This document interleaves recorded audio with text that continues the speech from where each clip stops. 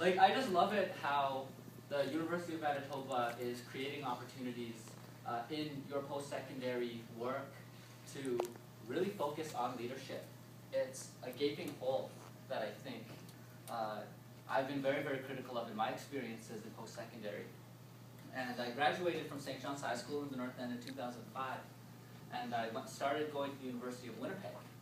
And I hated it. I hated it. And I was like, okay, that's, it's probably just a university. I'm going to go check out a course at the UofM. Shit! I hated it too. So I was like, all right, what's my problem?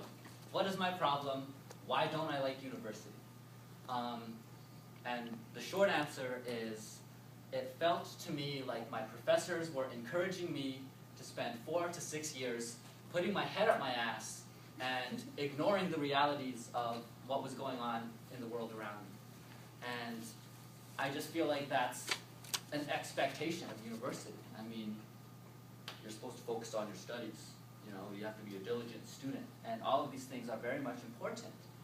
But the thing that I found was missing very much when I attended university, and when I go back, it's going to be one of the things that I'm constantly frustrated with and speaking out about. I'm confident of it, is the application.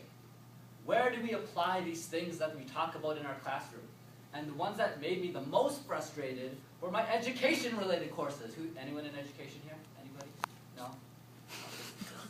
Okay, so most of you made very wise decisions. I'm just kidding. But seriously, like, I had such a horrible time in education because it felt to me like the institutions or the systems were creating these educators that were going to teach curriculum.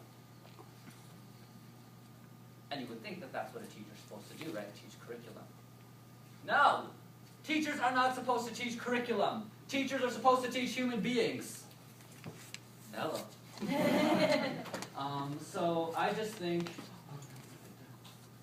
I wanted to start by showing you a short video that looks like it probably isn't working. I don't know what I just did. But I wanted to start by sharing a short video with you. And what I'm going to be focusing on in my talk today is some of the experiences that I've had with leadership. Thank you, Caitlin. Sahar. Short. How do I? So hard. Thank you. Cool. All right. So, leadership. It's this thing, right? It's this concept of not being a follower, right? But we can't define what a leader is based on what it's not. I mean, that's not a very clear explanation. So I just think of leadership as somebody that walks with integrity and somebody who does the heart work that is necessary. Yes, you heard that right. Heart work. Not hard work. I mean, hard work is very hard. But I'm talking about the work that's important, that's meaningful to you. And something that has been meaningful to me since I graduated from high school. Growing up, I didn't know anything about my culture. I didn't know anything about being Cree. And I wasn't proud of my own identity. And for that 18 years, I was like, all right, I have the advantage of, being, a lighter-skinned First Nations person, so I can blend in if I need to, and no one asks me about my background.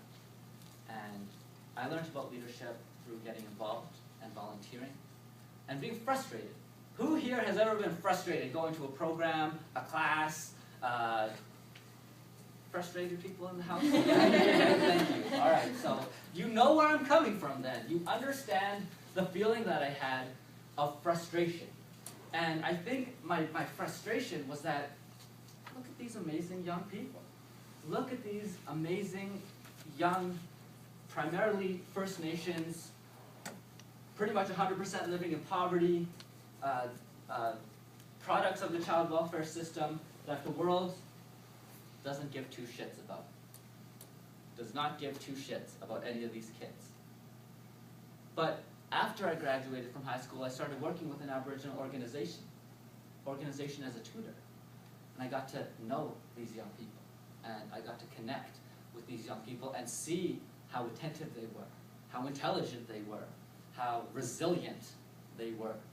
And despite the challenges and negativities that they had to deal with at very young ages, these young people still got up out of bed every day and marched themselves to school with an empty note.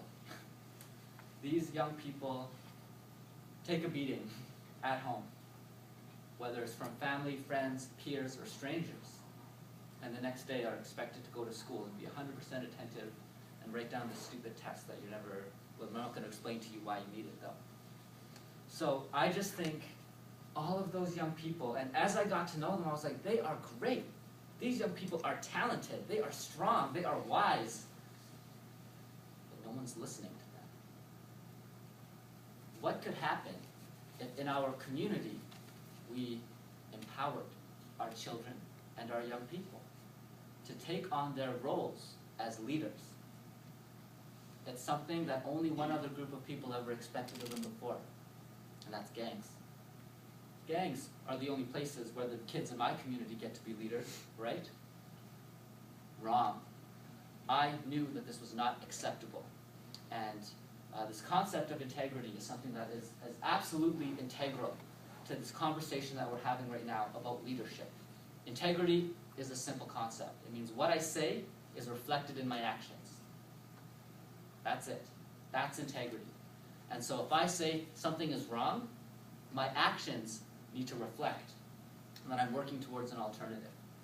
If I have enough wherewithal and consciousness to point out something that is incorrect, clearly I have the mental capacity to problem solve and focus on solutions. So what I expect out of leaders, out of true leaders, and that includes every single one of you in this room, is to shift the conversation from, oh, how are we going to help these poor people, look at all the problems, to look at all the resources and strengths we have in this community that we can build on top of. Look at the gifts that these young people have.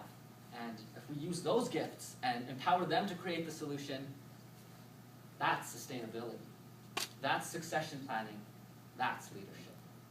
And I've been really lucky that I get to work with a group of young people like AYO, Aboriginal Youth Opportunities. And after I show you this video, I'm going to tell you all about it. So,